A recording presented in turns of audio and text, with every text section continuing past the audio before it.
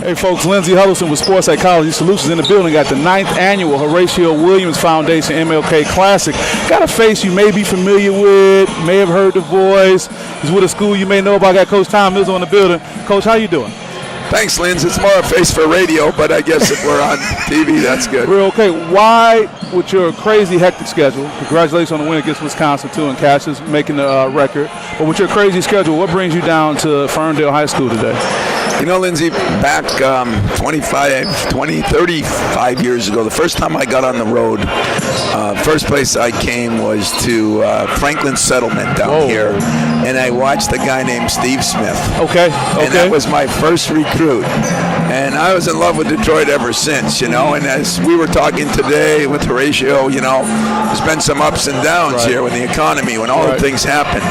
But I think basketball in this state is back. Yeah. And when it's back in Detroit, it helps the whole state. Sure. I mean, you've seen that. You have the history. What do young people who are 7th, 6th, 8th graders need to know so they can put themselves in a position that a Coach Tom Izzo or someone of your caliber could even be thinking about them for the future? Well, you know, as you know, we got a lot of good schools in this state, you know, and there's, I don't know, 6 or 7 Division I schools and then a bunch of Division II schools. But I'd say the first thing they got to know is they got to work on their game and they got to work on their schoolwork, you know. I mean, you got to, you know, there's some really good students coming up right now, too. You know, can't mention names, but I can just tell you that some of the best players in the state are some of the best students, too. So when you got both, you really got something going where there's going to be people from all over coming back, like back in the day when you and I were talking earlier. Now, wait a minute, Coach. If I'm a great ball player, why I got to worry about grades? You can look out for me, right? You're going to make something work, right? Pull a string or two? You know what? We're going to help you when we get there, but those rules are that you got to take care of your business to get eligible. And once you get there, you know, at our place, we got the Steve Smith Academic Center, a former Detroit Pershing High School guy that donated a lot of money for that because it was important to him. But, yeah, I think what happens is that, Lindsey, kids get, you know, people tell them different things. And, you know, your education is important to you. I don't care who you are, you know, and the better you can be a well-rounded person, the more interesting places like Michigan State, you know, Oakland, UAD, Central, Eastern, Western, you know, all the schools in our state, but then all the other states. And even though I'd like to keep my share here, I love when kids move on and get to be good players. You know, I just did a thing for Willie Burton. Oh, yeah, sure. Because they're having a ceremony. He's getting his name, his jersey retired at Minnesota. And I said in the interview, man, if I was the head coach then, because I was an assistant, I'd have never let Willie leave the state. I'd have tackled him. You know, he's such a great guy. Yeah, you know, but Clem did a good job. And Milt Barnes was one of my friends who recruited him. And but, you know, believe it or not, when I see guys have success, it really warms my heart because that's the name of the game, you know. Get them out of the environment they're in and get them into an environment that hopefully they can help other kids get out. And that's what I'm so proud of my former guy, Steve Smith, you know. And I'm hoping guys like Cassius that you know, have success will remember where they came from and how there's so many people and kids we have to help. It's sometimes financial, but it's a lot of times just a word of mouth. And doing that. It's funny you set up a great segue, Coach. You talked about Steve Smith and all the great things he's done, and in the same breath you say Cassius. So I'm going to say some words and see how they relate. You evolving, transcending as a head coach, that you can have a Steve Smith so many years ago and still have a Cassius Winston. How do you stay relevant like that, Coach?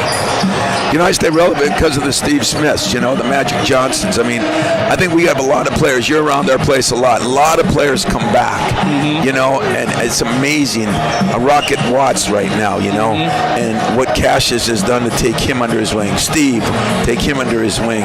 It's not me. I mean, I'm hoping I'm part of the situation, but, you know, I think a player-coach team is always better than a coach-coach team. You've heard me say that a million times.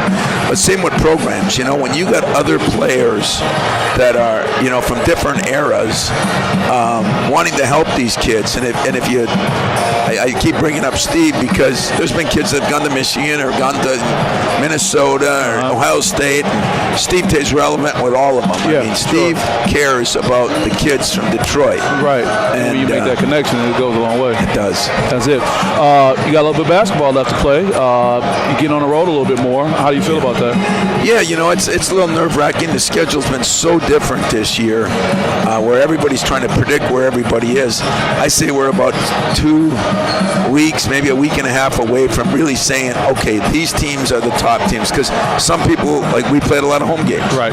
Some other people played a lot of road games, and some are in between. Right. And as you've learned this year, it's the difference between home and a road. So we go on the road twice this week. We go to Indiana and then to Minnesota. Right. And I call it separation week. If you can win some of those games, you start to move one way. If not, it becomes right now we've got a lot of teams 3-3, 4-3, 3-4. Nobody's separated themselves. Right. So you're telling me we're going to stop seeing all these extremes? We're seeing number 11s being number 3s. I mean, have you seen that before? Is this a new thing that's going on? I think it's a new thing, and I think part of the reason is kids leaving early, and there's getting to be more kids leaving early is one.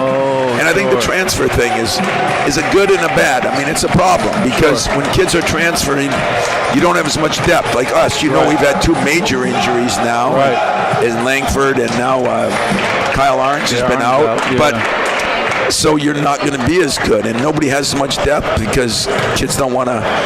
There's no process anymore. Everybody wants instant. And then when they do transfer, like you see in a couple of good Big Ten schools, the transfer was starting at the beginning of the year, and now he's hardly playing, because he doesn't know the system. He doesn't know how to deal with things. So I think the transfer thing and this ability to just move, there's times it's good, but I think it's teaching kids to go and gets tough.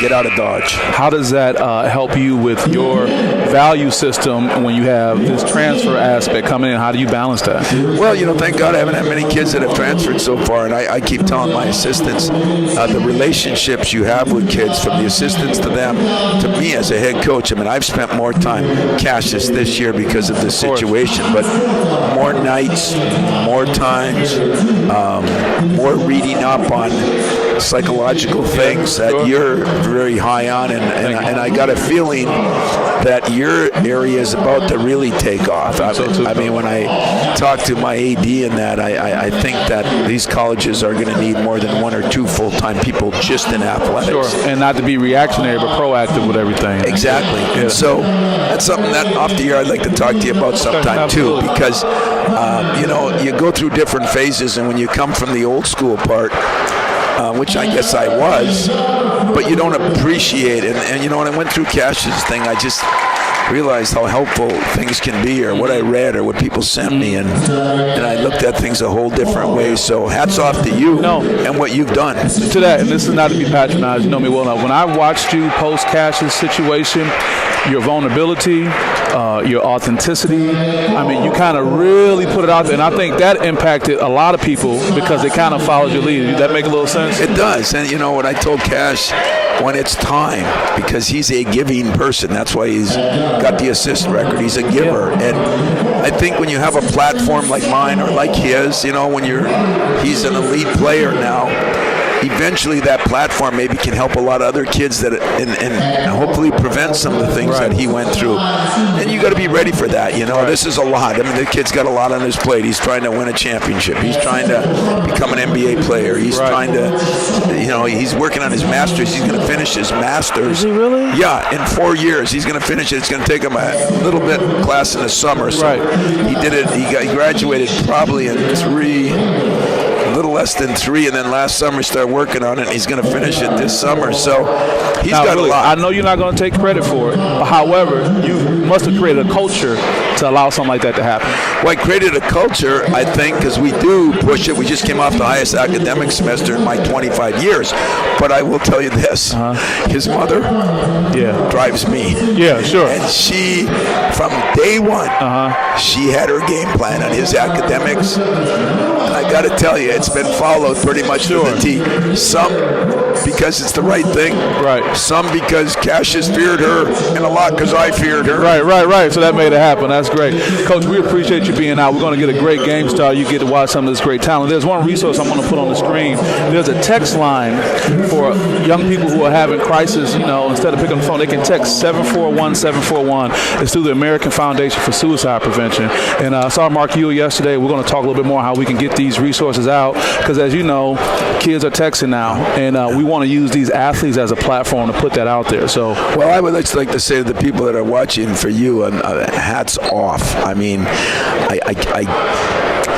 I was one that came along slow in this. I'll be the first to admit it. And sometimes you need a slap in the face to get you to reality. Reality's here. Sure. And I can't think of a better thing. There's so many kids, my own included, that just sometimes need a small talk, sometimes just need to be reassured.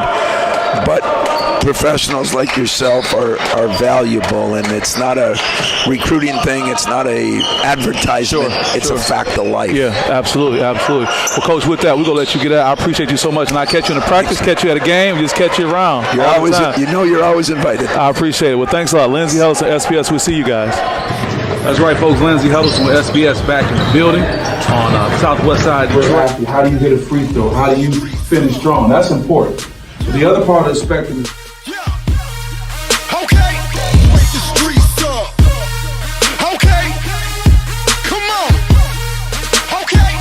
always packed, always loud, always crazy. So it's a tough place to play in. You gotta go in there with my. So I'll be in there tomorrow. That's really my motivation. Is I want to be like Gabe Brown. Gabe Brown shoots like